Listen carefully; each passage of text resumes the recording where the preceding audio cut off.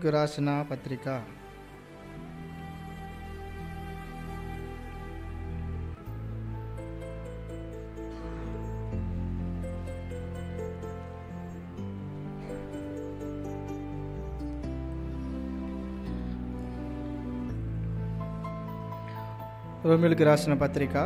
15వ అధ్యాయము 13వ వచనము మనందరం కూడా కలిసి బిగ్గరగా చదువుకుందాం. కాగా మీరు పరిశుద్ధాత్మ శక్తి పొంది విస్తారముగా నిరీక్షణ గాలవారగుటకు నిరీక్షణకర్తయగు దేవుడు విశ్వాసము ద్వారా సమస్తానందముతోనూ సమాధానముతోనూ మిమ్మును నింపును గాక. దేవుడు సమస్తానందముతోనూ సమాధానముతోనూ మిమ్మును నింపునుగాక. ప్రార్థన. ప్రేమ కలిగిన తండ్రి, యేసుక్రీస్తు వారి శ్రేష్టమైన ఘనమైన నామం బట్టి మీ స్తోత్రాలు. ఇంతవరకు ఆరాధనలో సహాయపడుతూ వచ్చారు. మా ఆరాధన మీరు ఆగ్రహించారు తండ్రి, స్తుతిస్తా ఉన్నాం. నిజంగా అద్భుతములు చేయగలిగిన దేవుడు నీవేనయ్యా. ఆనాడు దేవా మరి ఇశ్రాయేలు ప్రజల విషయంలో వారి కళ్ళ ముందే ఎన్నో అద్భుతాలు, ఈనాడు నా కళ్ళ ముందు కూడా తండ్రి ఎన్నో అద్భుతాలు మీరు జరిగిస్తూ ఉన్నారు. నిజంగా అద్భుతకరుడు అయ్యా, నీవు అద్భుతాలు చేసే తండ్రి హృదయమారా మేము స్తుతిస్తూ కనపరుస్తూ ఉన్నాం. మరి తండ్రి మీ యొక్క రక్తమాంసంలో పాల్గొంపులు పొందకమునపు తండ్రి వాక్యపు వెలుగులో మా ఆత్మీయ జీవితాలు ఒకసారి పరీక్షించుకొని యోగ్యమైన రీతిలో బలలో పాల్పొంపులు పొందినట్లుగా సహాయపడండి దేవా. మరి అయోగ్యంగా పాల్పొంపులు పొందితే రోగులుగా బలహీనులుగా ఆత్మీయంగా నిద్రిస్తామని చెప్పి నీ వాక్యం సెలవిచ్చింది. వాక్యం యొక్క వెలుగులో వాక్యానుసారంగా మీ రక్తమాంసంలో పాల్పొంపులు అనుగ్రహించండి. నీ ప్రజలైన వారికి వినుబుద్ధి పుట్టించండి. నన్ను కూడా మీ ఆత్మతో నింపి కొలతలను ఆత్మ అనుగ్రహించి కలవర పెట్టే భ్రమ పెట్టే నష్టపరిచే ప్రతర్థమైన ఆలోచన దూరపరిచి ఒక క్రొత్త ఆత్మతో నూతనమైన వాక్కుతో నీ ప్రజలైన వారికి పరిశుద్ధులకు ప్రీతికరమైన సేవ జరిగించినట్లుగా మీరు సహాయపడమని ప్రార్థిస్తూ ఈ భాగం మీరు దీవించి ప్రజలతో మాట్లాడమని కోరుకుంటూ యేసుక్రీస్తు వారి శ్రేష్టమైన నామమున స్తుతించి ప్రార్థించి అడిగి వేడుకుంటున్నాం తండ్రి, ఆమేన్. రోమీయులకు రాసిన పత్రిక 15వ అధ్యాయము 13వ వచనము మన యొక్క సంఘ వాగ్దానం. దేవుడు మనకిచ్చిన వాగ్దానము, దేవుడు సమస్తానందముతోనూ సమాధానముతోనూ మిమ్మును నింపునుగాక. ఇది మన సంఘ వాగ్దానం. కనుక ఈ అంశం మీద మనం పలు విధాలుగా ధ్యానిస్తూ ఉన్నాం.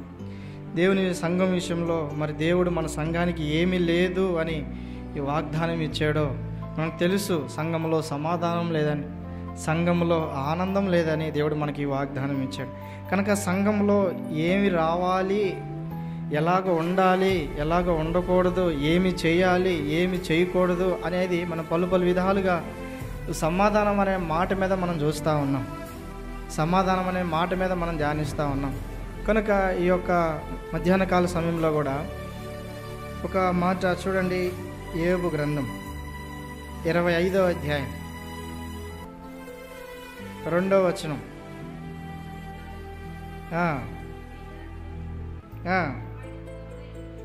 ఆయనకు తోడై ఉన్నవి ఆయన తన ఉన్నత స్థలములలో సమాధానము కలుగజేయును.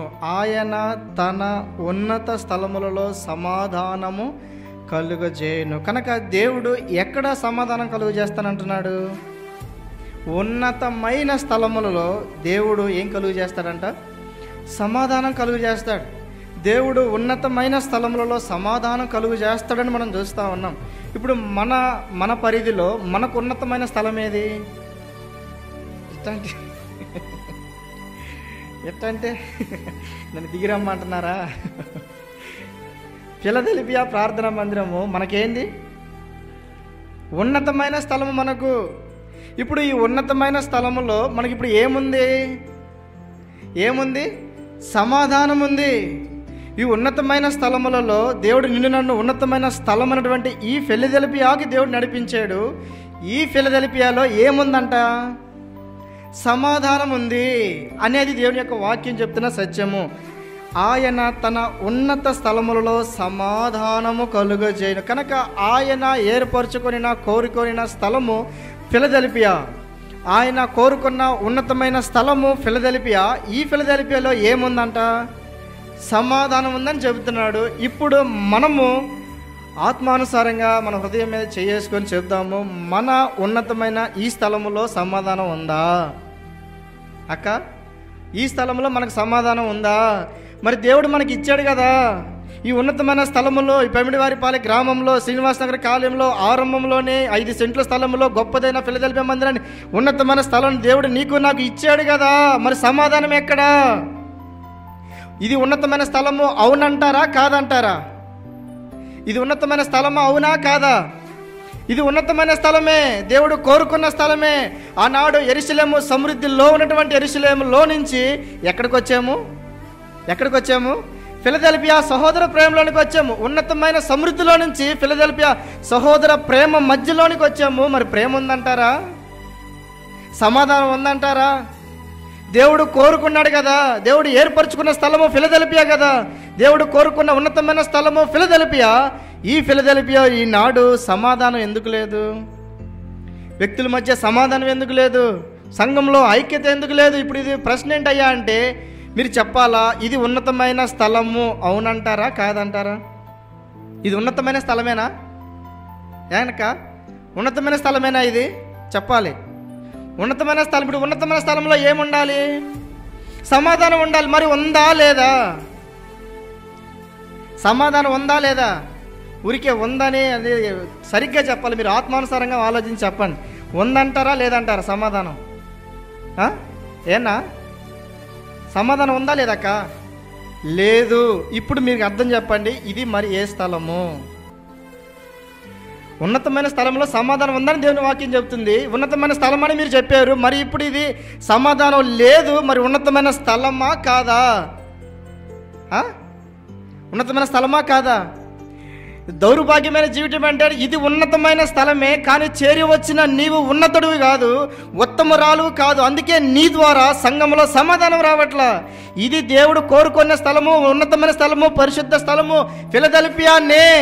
కానీ నీవు సరిగ్గా లేవు గనక సంఘంలో ఏమి రావట్లా? సమాధానం రావట్లా. ఉన్నతమైన స్థలంలో ఉండవలసిన నీవు ఎక్కడెక్కడో ఏ స్థలంలో జీవిస్తూ ఉన్నావు. ఏ స్థలంలో ఉన్నాము చూడండి. ఒక మాట, కీర్తన గ్రంథము 102వ అధ్యాయం. ఇప్పుడు ఉన్నతమైన స్థలంలో ఉండవలసిన మనము ఏ స్థలంలో ఉంటున్నామయ్యా అంటే కీర్తన 102వ అధ్యాయము 6వ వచనం. నేను అడవిలోను గూడబాతును పోలి ఉన్నాను, పాడైన స్థలములోని పగడి కంటి వలె ఉన్నాను. నేను అడవిలోని గూడబాతును పోలి ఉన్నాను. ఎక్కడున్నాను నేను? ఎక్కడ? అడవిలో ఉండే వాళ్ళని ఏమంటారు? అడవి మనుషులు అంటారు. ఇప్పుడు మన ఫిలదెల్ఫియాలో ఏ మనుషులు అంటారు మన వాళ్ళని అక్క? చెప్పాలి. ఏ మనుషులు? ఏ మనుషులు? అడవి మనుషుల్లాగా జీవిస్తూ ఉన్నారు. చదవండి మరొక పర్యాయం వచనం. నేను అడవిలోని గూడబాతును పోలి ఉన్నాను, పాడైన స్థలములోని పగడి కంటి వలన. పగడి కంటి అంటే గుడ్లగోబ. దానికి అర్థం ఏంటంటే గుడ్లగోబ. కనుక పాడైన స్థలంలో నివసించేది ఏది? గుడ్లగోబ. ఇప్పుడు నువ్వు ఎక్కడున్నావు? ఉన్నతమైన స్థలంలో దేవుడు నిన్ను తీసుకొస్తే, పరిశుద్ధమైన స్థలంలోనికైనా ఫిలదెల్ఫియాలోకి దేవుడు నువ్వు తీసుకొస్తే నువ్వు ఎక్కడుంటున్నావు? పాడైన స్థలంలో ఉంటున్నావు నువ్వు. కాబట్టి ఇప్పుడు మనం ఎవరమంటారు? గుడ్లగోబలాగా ఉంటావు. గుడ్లగోబలు ఎప్పుడు తిరుగుతాయి అక్క? ఏనా ఎప్పుడు తిరుగుతాయి గుడ్లగోబలు? రేత్రే తిరుగుతాయి. రేత్రి చీకటి దేనికి సాదృశ్యము? సాతానుకు సాదృశ్యము. నువ్వు ఒక సాతానువే గనక, నువ్వు ఒక అపవాదివే గనక చీకటిలో ప్రవర్తిస్తూ, చీకటిలో నీ కార్యాలు జరిగిస్తూ పాడైన స్థలంలో నువ్వు జీవిస్తూ ఉన్నావు. నీవు అవునంటారా కాదంటారా? అవునన్నా కాదన్నా? ఏ స్థలంలో ఉంటున్నాం మనము? పాడైన స్థలంలో జీవిస్తూ ఉన్నావు. నువ్వు ఉండవలసిన స్థలం ఎక్కడా? ఉన్నతమైన స్థలము. నువ్వు నివసించవలసిన స్థలం ఎక్కడ? ఫిలదెల్ఫియాలో.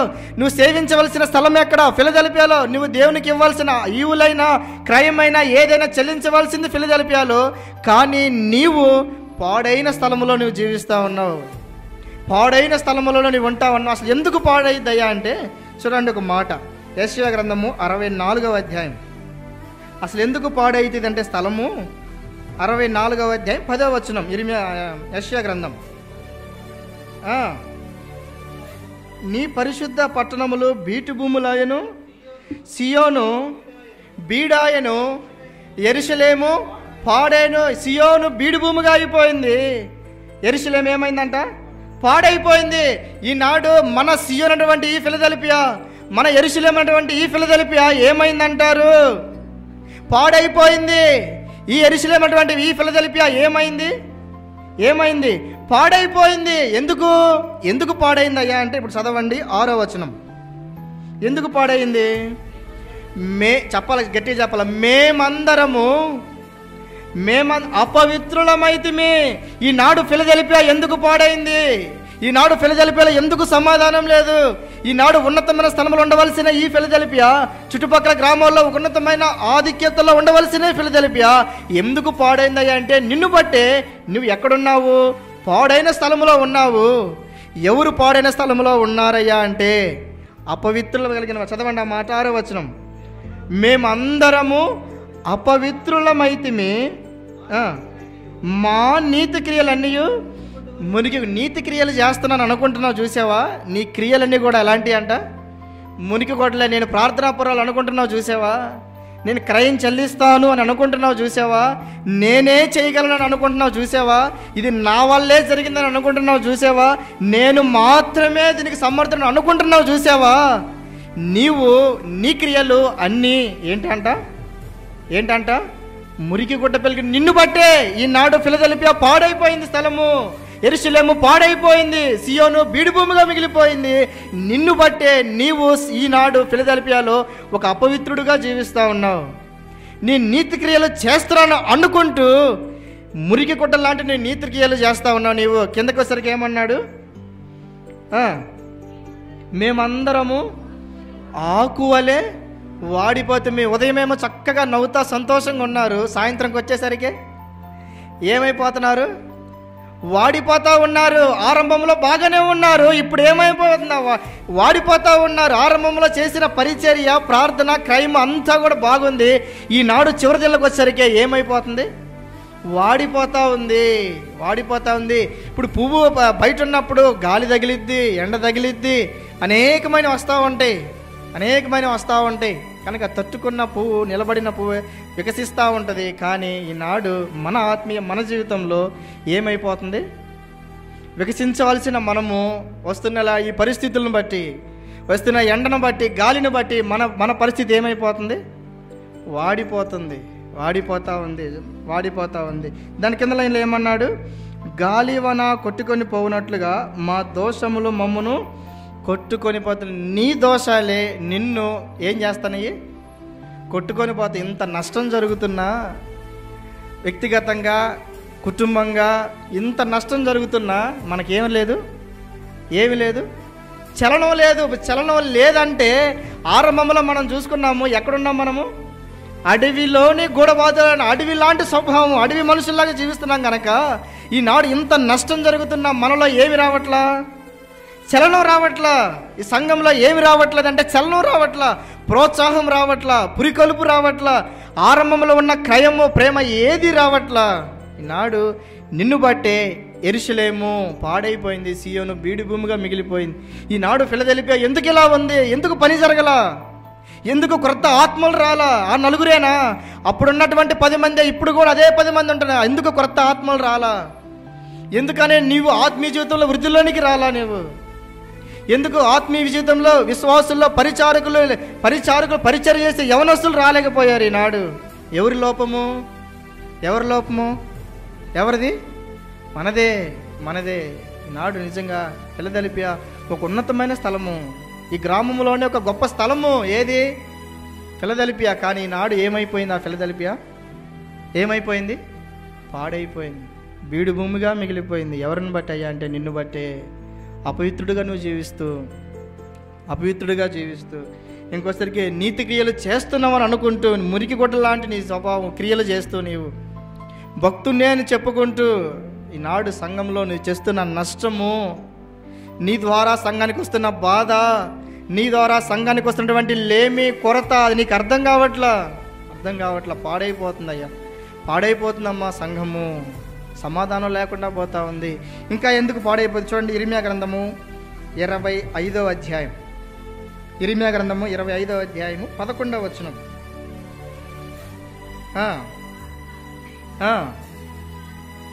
ఈ దేశమంతయు పాడుగాను నిర్జనముగాను ఉండును. ఈ దేశమంతా పాడుగా నిర్జనముగాను ఉండును.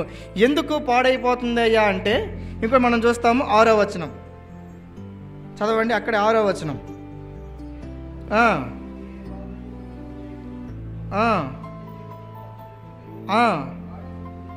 వాటికి పూజించుటయు వాటికి నమస్కారము చేయుటయు మాని అన్నాడు. అప్పుడు వాళ్ళు ఏం చేస్తున్నారు? అక్కడ ఏం చేస్తున్నారంటే వాళ్ళందరూ కూడా అన్ని దేవతలను అనుసరిస్తూ వాటిని పూజిస్తూ వాటికి ఏం చేస్తున్నారు?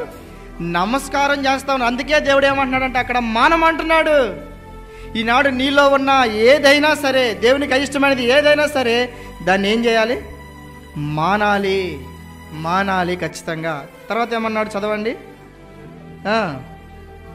మీ చెడ్డ మార్గమును మీ దుష్ట క్రియలను విడిచిపెట్టి తిరిగిన ఎడల అంటే ఇప్పుడు వారు ఏం చేయట్లేదంట, అక్కడ తిరగట్లా, వాళ్ళు చెడు మార్గంలోనే ఉంటున్నారు. వారి క్రియలు వారి పాత స్వభావమే, వారి క్రియలు కూడా మళ్ళీ పాపపు క్రియలు, దుష్ట క్రియలే విడిచిపెడతల్లా. అందుకే అన్నాడు విడిచిపెట్టి తిరిగిన ఎడల యెహోవా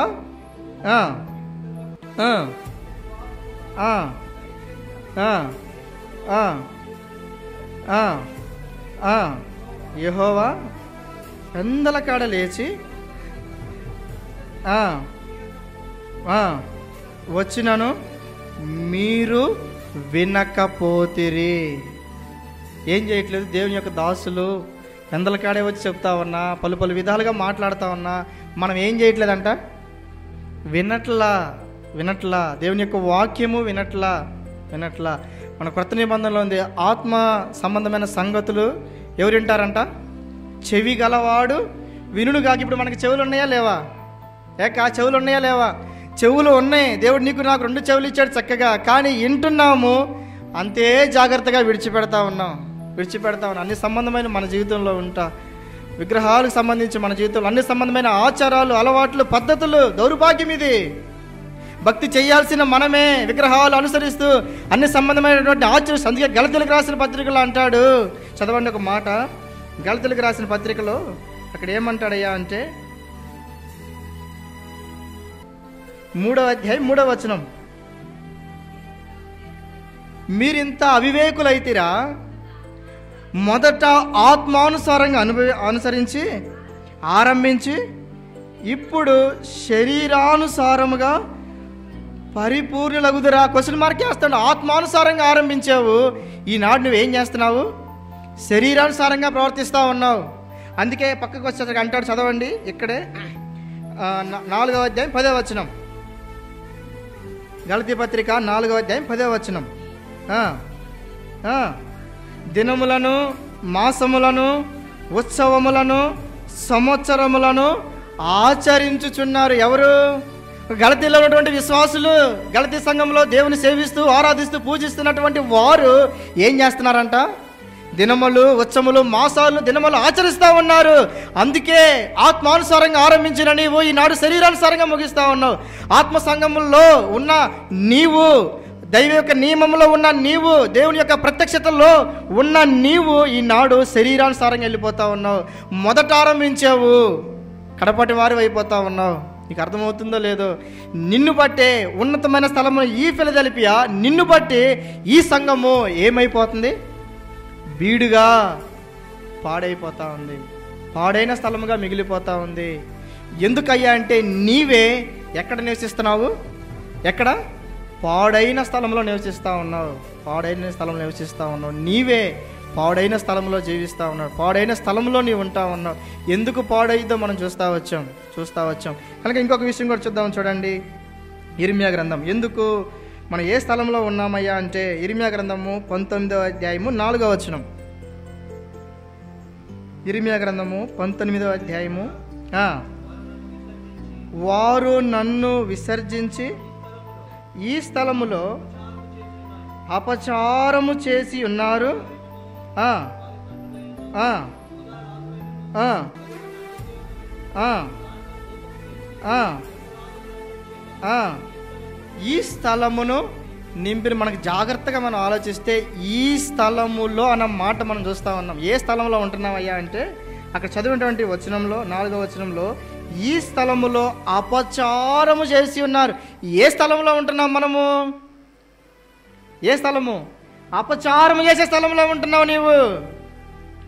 అపచారం చేసే స్థలంలో ఉంటున్నావు. కిందకు వచ్చేసరికి అంటాడు, ఈ స్థలంలో నిరపరాధుల రక్తము చిందింపబడతా ఉంది. ఏ స్థలంలో ఉంటున్నావు అంటే అపచారం చేసే స్థలంలో. ఇంకా కొంచెం మనకు అర్థం అవ్వాలంటే అపకారము చేసే స్థలములో మనం జీవిస్తూ ఉన్నాం. అపకారం చేస్తూ ఉన్నాం. ఎవరికి చేస్తున్నాము? ప్రాముఖ్యంగా 2 విషయాలు. ఎవరికి అపకారం చేస్తామంటే మొదట మనకు మనమే అపకారం చేసుకుంటాం. తర్వాత దేనికి అపకారం చేస్తాము? దేనికి చెప్పాలి, పెద్దగా చెప్పాలక్క. దేనికి అపకారం చేస్తాం? మొదట మనకే అపకారం చేసుకుంటాం మనమే. రెండోదిగా సంఘానికి అపకారం చేస్తాం. సంఘమే కదా చులకన, సంఘంలోనే కదా ఏం మాట్లాడరు, సంఘంలోనే కదా ఎవరు మాట్లాడినా కానీ చెల్లేది, సంఘంలోనే కదా ఎవరు మాట్లాడిన అధికారం ఉండేది. అందుకే సంఘాన్ని ఏం చేస్తున్నారు? అపకారం చేస్తున్నారు. సంఘంలో నిన్ను నీవు అపకారం చేసుకుంటా ఉన్నావు. అందుకే అసలు ఒక నిజమైన క్రైస్తవుడు, ఒక నిజమైన భక్తుడు ఎలాగుంటాడయ్యా అంటే చూడండి, మొదటి సమూయేలు గ్రంథం 24వ అధ్యాయం. అసలు నిజమైన భక్తుడు ఎలా ఉంటాడు? మొదటి సమూయేలు గ్రంథము 24వ అధ్యాయం 17వ వచనం.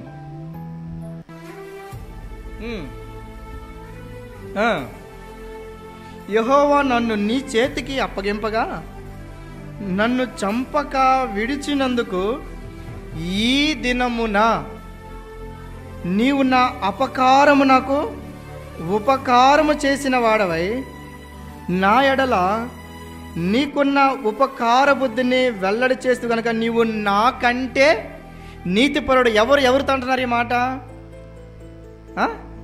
సౌలు దావీదుతో అంటున్నాడు. సౌలేమో దావీదుని చంపాలనుకుంటా ఉన్నాడు. ఒక్కొక్క స్థలం వచ్చింది, సౌలు ఒక స్థలంలో ఉన్నాడు. దావీదుతో ఉన్న వారందరూ కూడా సౌలుని చేతికి చిక్కాడు. దేవుడు అప్పగించాడు, చంపేయి అంటే దావీదు ఏం చేశాడంటే పోయి తన వస్త్రపు చెంగును, సౌలు యొక్క వస్త్రపు చెంగును కోస్తా వచ్చే. చదవండి 24వ అధ్యాయము 4వ వచనం చివరి లైన్.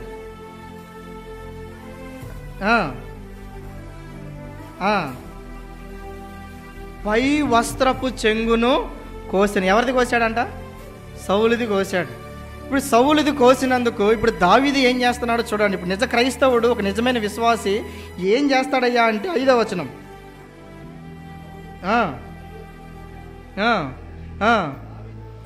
దావీదు మనస్సు ఏమైంది? నొచ్చుకుంది. అరే నేను ఎందుకు ఈ పని చేశాను?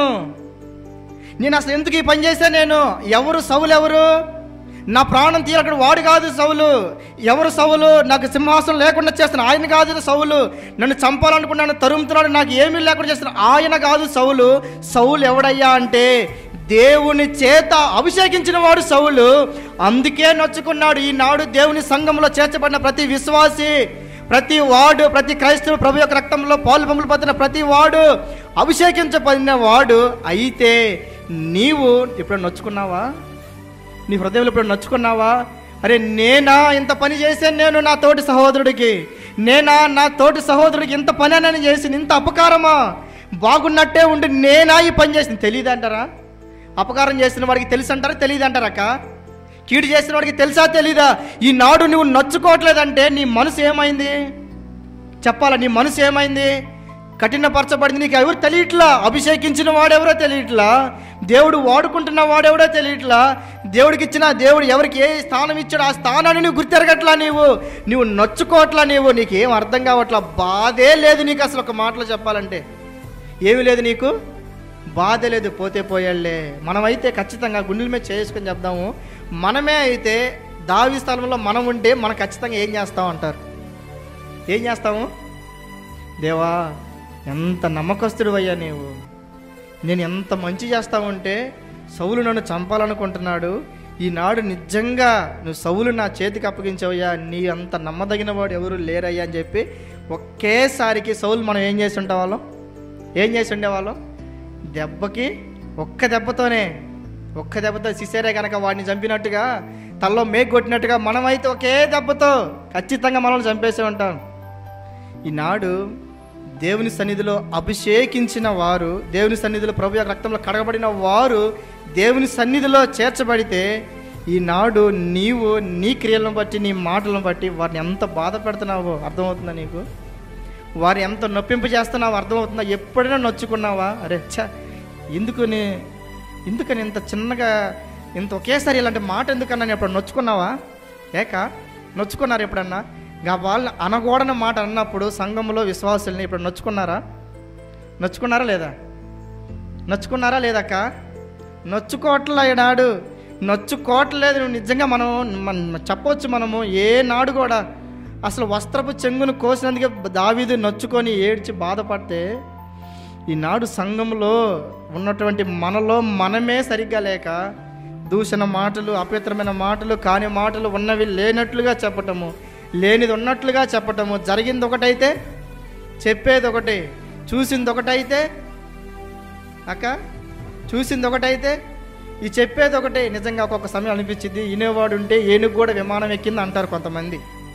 వినేవాళ్ళు ఉంటే ఏనుగు కూడా విమానం ఎక్కింది అంటారు. అలాంటి వారు ఉన్నారంటారు, లేరంటారా? ఉన్నారు, ఖచ్చితంగా ఉంటారు. అబ్బా, కళ్ళు బుల్లి మాటలు, తీయని కబుర్లు చెబుతూ ఉంటారు, తీయని కబుర్లు. అందుకే మనకు అంతకుముందు వారం చెప్తా, ఎవరు ఇలాంటి మాటలు చెప్పేది చెప్పాలి మీరు. ఎవరు ఇలాంటి మాటలు చెప్పేది? కీర్తన 55వ అధ్యాయంలో చెప్పాను. ఎవరు? మారు మనసు లేనివాడు చమురు కంటే నునుపైన మాటలు మాట్లాడతాడంట. చమురు కంటే నునుపైన వరదీసిన కత్తులే వాడి మాటలు. మారు మనసు లేకుండా ఈనాడు సంఘంలో చేరి సంఘాన్ని ఏం చేస్తున్నాం? సంఘాన్ని పాడు చేస్తూ ఉన్నాం. ఆ ఉపకారం చేయవలసిన మనమే సంఘానికి ఏం చేస్తున్నాము? అపకారం చేస్తూ ఉన్నాం. సంఘానికి ఉపకారం చేయవలసిన నీవు, దేవుని సన్నిధిలో ముందుకు రావాల్సిన నీవు, అన్నిటిలో ముందుండి చేయవలసిన నీవే సంఘానికి అపకారం చేస్తూ ఉన్నావు. నువ్వు నీ ద్వారానే సంఘానికి అపకారం జరుగుతూ ఉంది. ఆనాడు సౌలు దావీదుని చంపాలనుకున్నా సరే, దావీదు ఉపకారం సౌలే అన్నాడు, అయ్యా నేను అపకారం చేస్తే నువ్వు ఉపకారం చేసేవు, ఇప్పుడు నువ్వు ఎవరు నీవు? నీతిమంతుడు అయ్యా అని సౌలే అన్నాడు దావీదుని. ఈనాడు ఇదే ప్రశ్న మనల్ని అడిగితే మనల్ని ఏమంటారు? ఇదే ప్రశ్న మనల్ని అడిగితే, ఇదే విధానంలో మనల్ని అడిగితే మనల్ని ఏమంటారు? నీతిమంతులు అంటారా? ఏమంటారు? మనల్ని ఏమంటాం మనం ఖచ్చితంగా ఇతరులని? ఎంత అంతే. ఇంకొక మాట కూడా చూడండి, ఇర్మియా గ్రంథము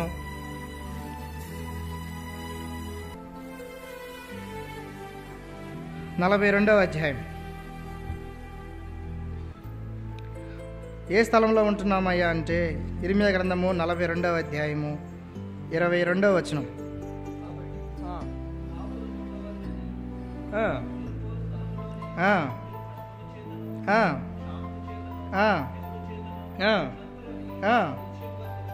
నిశ్చయముగా తెలుసుకొనుడి, మీరు కోరుకున్న స్థలము. ఏ స్థలం కోరుకుంటున్నారు వీళ్ళు? ఇశ్రాయేలు ప్రజలు, యోధా ప్రజలు ఏ స్థలంను కోరుకుంటున్నారయ్యా అంటే 14వ వచనం. అక్కడే 14వ వచనం.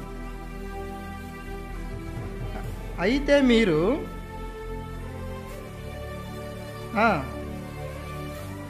మీ దేవుడైన యెహోవా మాట వినని వారే ఈ దేశమందు కాపురం ఉండక మనము ఐగుప్తు దేశమునకు ఎవరు అంటున్నారు ఈ మాట? ఇశ్రాయేలు యూదా ప్రజలు అంటున్నారు, మనం ఈ దేశంలో కాపురం ఉండొద్దు, మనం ఎక్కడికి వెళ్దాము? మరలా ఐగుప్తుకి వెళ్దాం మనము. నీ మూలుగు దేవుడు విన్నాడు, నువ్వు కారుస్తున్న కన్నీరు దేవుడు చూచాడు, నీ ప్రార్థనలకు ఇచ్చాడు. తీసుకొచ్చిన తర్వాత స్థిరపడి అంత బాగున్న తర్వాత ఇప్పుడు కొంచెం కష్టము, కొంచెం బాధ వచ్చినాక ఏం కోరుకుంటున్నారంట? ఐగుప్తుకి వెళ్దాం అనుకుంటున్నారు. చదవండి మరలా. ఐగుప్తు దేశం నాకు వెళ్ళుదము, అక్కడ యుద్ధము చూడకయు బూరధ్వని వినకయు ఆహారము లేమి చేత ఆకలి గొనకయు నిందుము గనుక మీరు అనుకునే ఎక్కడా ఐగుప్తుని కోరుకుంటాను. అక్కడైతే ఆహారం ఉంది, అక్కడైతే సమృద్ధి ఉంది, అక్కడైతే యుద్ధ ధ్వని వినపడదు, యుద్ధాలే ఉండవు, అక్కడికి వెళ్దాం అనుకుంటున్నారు. ఈనాడు సంఘంలో చేర్చబడిన మనము, ఆత్మానుసారంగా దేవుని సేవించవలసిన మనము తిరిగి ఎక్కడికి వెళ్తున్నాము? ఎక్కడికి వెళ్తున్నాం అక్క? మరలా లోకానికి వెళ్ళిపోతా ఉన్నాం, మరలా ఐగుప్తు అనే లోకానికి వెళ్ళిపోతా ఉన్నాం. అక్కడైతే బాగుంటుంది, అక్కడైతే సమృద్ధిగా ఉంటుంది, అక్కడైతే అన్ని సుఖంగా ఉండొచ్చు, సౌఖ్యంగా ఉండొచ్చు. ఈ సంఘంలోకి వస్తే ఈ బాధలేందో, ఈ డబ్బులు ఇవ్వటమేందో, ఏం చేయాలో ఏందో ఈ పరిస్థితి అని చెప్పి మనమే మనకలు అయిపోతూ ఉంటాం. అదే లోకంలో ఉంటే అడిగేది ఉండరు, చెప్పేది ఉండరు, మన ఇష్టం వచ్చినట్టుగా జీవించవచ్చు, మన ఇష్టానుసారంగా నడవచ్చు. కానీ సంఘంలో అట్లా కుదరదు కదా. కనుక ఈనాడు విశ్వాసులైన మనము ఏ స్థలాన్ని కోరుకుంటున్నామయ్యా అంటే నశించిపోయి నాశనానికి వెళ్ళే స్థలాన్నే మనము కోరుకుంటా ఉన్నాం. కనుక నిజంగా ఆ స్థలంలోనే మనం జీవిస్తూ ఉన్నాం. నీవు నశించిపోయేది కాక ఇతరులను కూడా నశింపు చేస్తూ ఉన్నాం, నీవు నష్టపోయేది కాక ఇతరులను కూడా నష్టపరుస్తూ ఉన్నాం. కనుక మన ఆత్మీయ జీవితం నిజంగా దేవుడు ఒక ఉన్నతమైన స్థలంలో పెడితే మన దౌర్భాగ్యమైన జీవితం మొట్టమొదటి ఏ స్థలంలో ఉంటున్నాం? మనము ఏ స్థలంలో ఉంటున్నామంట? మనము పాడైపోయిన స్థలంలో ఉంటున్నాం. దేవుడు ఉన్నతమైన స్థలంలో ఫిలదెల్ఫియాకు తీసుకొస్తే తిరిగి మనం ఎక్కడికి వెళ్తున్నాము? పాడైపోయిన స్థలంలోనికి వెళ్తాం. రెండోదిగా మనం చూస్తే ఏ స్థలంలో ఉంటున్నాం మనము? ఏ స్థలము కాదు, ఏ స్థలంలో ఉంటున్నాం మనము? రెండోదిగా ఏ స్థలంలో ఉంటున్నాము? అపకారము చేసే స్థలంలోనే ఉంటున్నాం. అపకారం చేసే స్థలంలోనే ఉంటాం. దావీదు లాంటి అనుభవంలో లేక నొచ్చుకోక బాధపడక చేయకూడదనే చేస్తా ఉన్నాం, చేయకూడని కీడే చేస్తా ఉన్నాం, అపకారం చేసే స్థలంలో ఉంటా ఉన్నాం. ఇంకా మూడోదిగా మనం చూస్తూ వచ్చాం, ఏ స్థలంలో? నాశనమయ్యే స్థలంలోనే మనము ఉంటా ఉన్నాం. చివరికి ఒక మాట చూసుకొని మనం ముగించుకుంటాం. చూడండి, ఆదికాండం 20వ అధ్యాయం 11వ వచనం. ఆదికాండము 20వ అధ్యాయము 11వ వచనం. ఈ స్థలమందు దేవుని భయము ఏ మాత్రము లేదు. ఇప్పుడు చివరిగా మనం ఏ స్థలంలో ఉంటున్నాము చెప్పాలా? ఏ స్థలంలో ఉంటున్నాము? దేవుని భయం లేని స్థలంలో జీవిస్తూ ఉన్నావు నీవు. అర్థమవుతుందా లేదా అక్క? ఏ స్థలంలో ఉంటున్నాం మనము? ఈ స్థలమందు దేవుని భయం నిశ్చయంగా లేదు. అబ్రహాం అంటున్న మాట ఇది. ఈనాడు దేవుని యొక్క సంఘంలో, దేవుని భయం ఉన్నటువంటి సంఘంలో తీసుకొస్తే ఇదే స్థలములో మనము భయం లేకుండా జీవిస్తూ ఉన్నాం. భయభక్తులతో ఉండవలసిన మనము భయం లేకుండా జీవిస్తూ ఉన్నాం. అబ్రహాం అంటా ఉన్నాడు, ఈ స్థలమందు నిశ్చయముగా దేవుని యొక్క భయము లేదు. దేవుని భయము లేని స్థలంలో మనం జీవిస్తూ ఉన్నాం. నిజంగా ఈనాడు దేవుని సంఘంలో ఒకనాడు భయం ఉంది, క్రమంగా కూర్చోవాలని ఒక భయం ఉంది, క్రమంగా దేవుని సేవించాలని ఒక భయం ఉంది, దేవుని యొక్క ఈవులు దేవునికి ఇవ్వాలని ఒక భయం ఉంది, దేవునికి ఇవ్వాలని ఒక తెలుసు, ఒక భయం ఉంది. కానీ ఈనాడు ఏమి లేదు, మనకి భయం లేదు. భయం లేకుండా పోతా ఉంది. అందుకే మనం నిన్న చూస్తా వచ్చాం, నిశ్చయంగా ఈ స్థలంలో దేవుని భయం లేదు. అందుకే ఆ రాజు తన సంస్థలో ఉన్నటువంటి వారందరి యొక్క గర్భాలను దేవుడు ఏం చేశాడు? మూసివేశాడు. నీ జీవితంలో, నీ కుటుంబంకి నష్టం కలగక మునిపే దేవుని భయం ఉన్నటువంటి ఈ స్థలంలో మరలా రా, నీవు మరలా ఆరంభించు. నీవు పడిపోయిన నీ ఆత్మీయ జీవితము, కోల్పోయిన నీ విశ్వాసము అన్నిటిని కూడా సమకూర్చుకో. నీవు దేవుని యొక్క భయం లేని స్థలంలో నువ్వు లోకంలో ఎంతకాలం జీవించినా, ఆ స్థలంలో నువ్వు జీవించిన ఖచ్చితంగా నువ్వు నరకానికి వెళ్ళిపోవాల్సిందే. దేవుని భయం ఉన్న ఈ స్థలంలో దిగి నీవు వచ్చి, దేవా క్షమించయ్యా, నీ స్థలంలో భయం ఉంది, భయం ఉండాలని నాకు తెలుసు, కానీ భయం లేకుండా నేను జీవిస్తున్న సందర్భాలు అనేకమైనవి ఉన్నాయి. క్రమంగా ఉండాలని తెలుసు, లేను, నా అక్రమంగా జీవిస్తూ ఇదే స్థలంలో భయము లేకుండా నేను జీవిస్తా ఉన్నా. నిజంగా నువ్వు ప్రేమ కలిగిన దీర్ఘశాంతుడు అయ్యా, కృప కలిగిన వాడివి నీవు. అందుకే చేయవలసిన కీడు చేయక నీవు పశ్చాత్తాపడుతూ నా విషయంలో నువ్వు మేలు చేస్తావు. నిజంగా మనం దేవుని యొక్క ప్రేమను మనం తలపోసుకోవాలి, మన స్థితిగతులు మనం తెలుసుకోవాలి. ఒకసారి మనం ఈ లోకంలో నిజంగా ఎంత సంపాదించినా, ఎంత ప్రయాసపడినా పూచిక పుల్ల కూడా మన వెంట రాదు. కనుక మన క్రియలు, మన కార్యాలు నిజంగా దేవుని విషయంలో మనం ఎలా ఉన్నాం మనం అసలు నిజంగా ఒకసారి మనం పరీక్షించుకుందాం. ప్రభు యొక్క రక్త మాంసంలో పాలు పొందక మును ఒకసారి మనం పరీక్షించుకుందాం. అసలు మన క్రియలు ఏమైపోతా ఉన్నాయి? ఈనాడు మనం ఏ స్థలంలో జీవిస్తూ ఉన్నాం? దేవుని భయం ఉన్న స్థలంలో ఉన్నావా? నిజంగా ఈ స్థలంలో దేవుని భయం ఉందని నీకు తెలుసు, అట్లా జీవిస్తున్నావా? నీవు అలా మాట్లాడుతున్నావా ఈ స్థలంలో? కాని మాటలు, అపవిత్రమైన మాటలు, వ్యర్థమైన మాటలు చేయకూడనివి ఈ స్థలంలో నువ్వు చేసేది. నిన్ను బట్టే కదా ఈనాడు ఆత్మీయ జీవితంలో ఎదగాల్సిన వారు, సంఘంలో సమకూర్చబడాల్సిన వారు ఏమైపోతా ఉన్నారు? ఈ స్థలాలు ఎందుకని ఖాళీగా ఉంటా ఉన్నాయి? ఈ స్థలం ఎందుకని ఖాళీగా ఉంటా ఉన్నాయి? ఆనాడు ఈ స్థలంలో ఒక వ్యక్తి కూర్చున్నాడు, ఆ స్థలంలో ఇప్పుడు ఆ వ్యక్తి లేడు. ఆ స్థలంలో పూర్తి చేయవలసిన పిల్లలు, కొడుకు, కూతురు ఎక్కడా? ఆ స్థలంలో వారు ఏరి? ఆ స్థలంలో దేవుని సేవించవలసిన వారు ఏరి?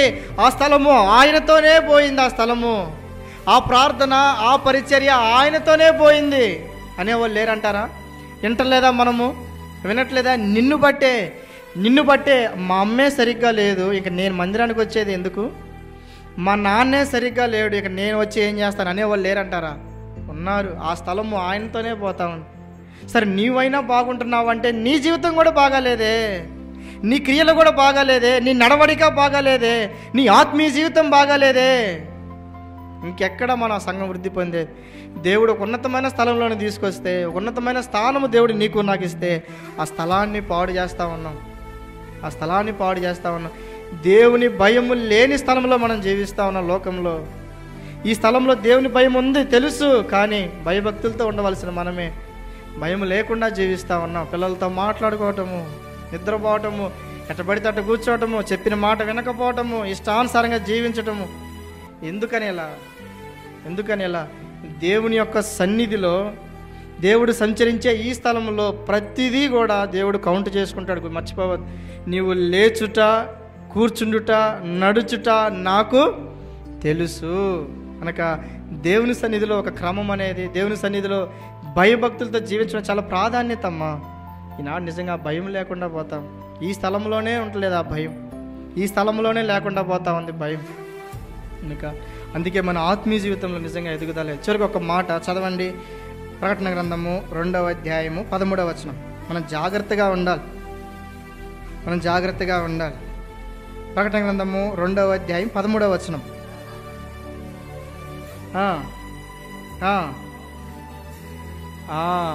ఏ స్థలంలో ఉంటున్నావు ఇప్పుడు నీవు? సాతాను దేవుని భయభక్తులు కలిగిన స్థలంలో నీవు ఉండకుండా ఏ స్థలంలోకి వెళ్తున్నావు నీవు? సాతాను సింహాసనమున్న, నీకు తెలుసు సాతాను సింహాసనమున్న స్థలం ఏది? అనేకమైన కొన్ని స్థలాలు ఉంటాయి. కొన్ని ఎల్లగోడని స్థలాలు ఉన్నాయి, కూర్చోగోడని స్థలాలు ఉన్నాయి, మాట్లాడని స్థలాలు ఉన్నాయి, అన్నీ ఉన్నాయి. కానీ తెలిసిన మరలా ఎక్కడికి వెళ్తున్నావు? అక్కడికే సాతాను సింహాసనం ఉన్న స్థలంలోనికి నీవు వెళ్తున్నావు.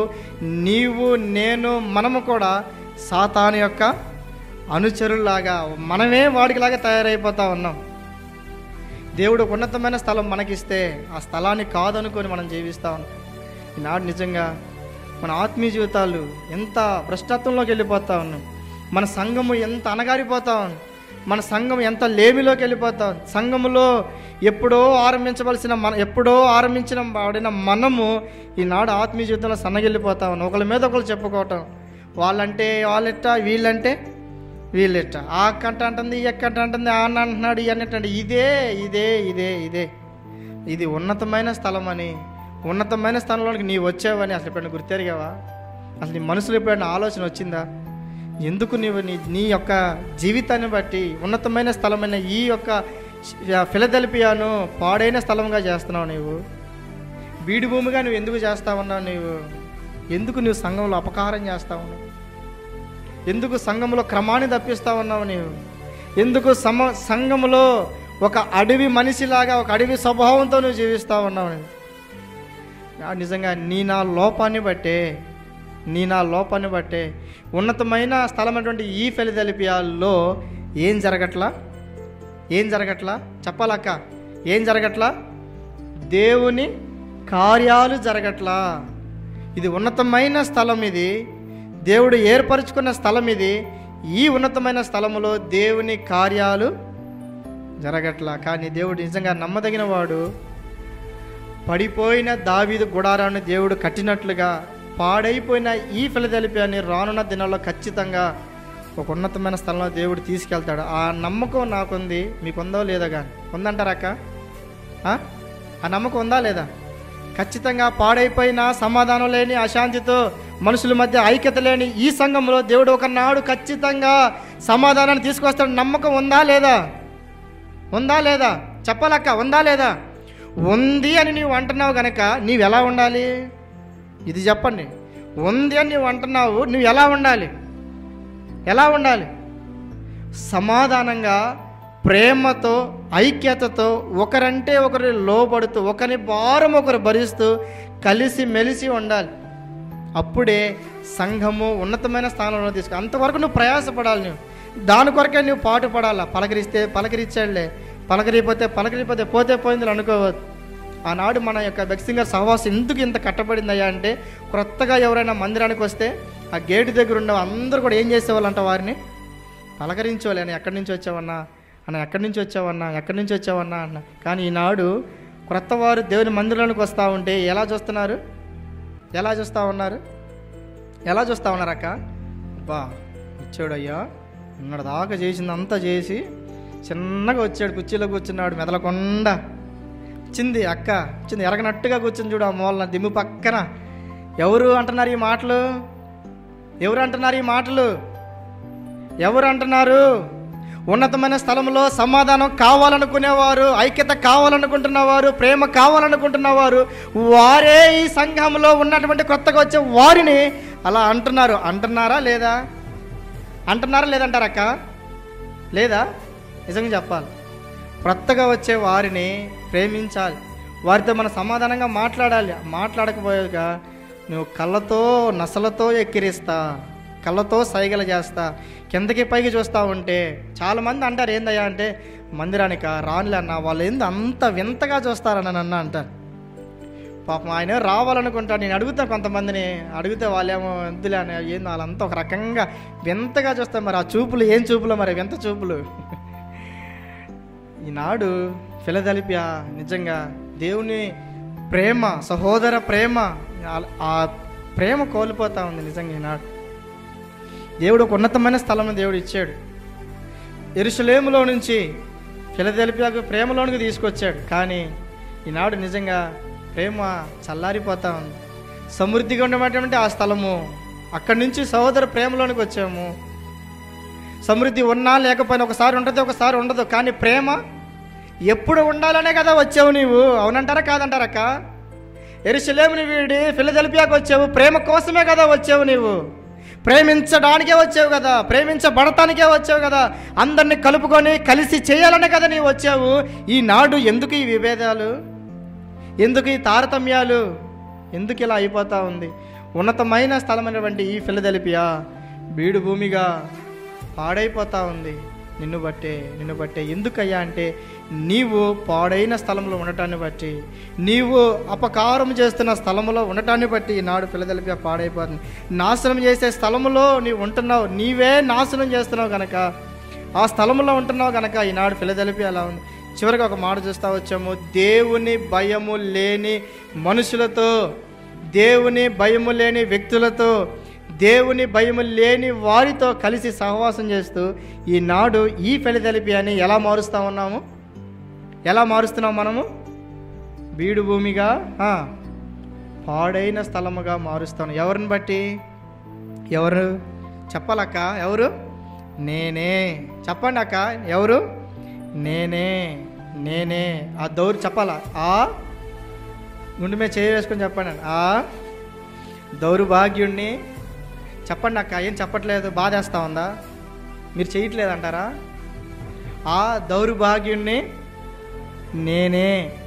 సంఘాన్ని నీతి లేకుండా, సమాధానం లేకుండా చేస్తుంది నేనే. అయితే క్షమించయ్యా. మోకరించండి, ప్రభు యొక్క రక్త మాంసంలో పాలు పంపులు పొందుతాం.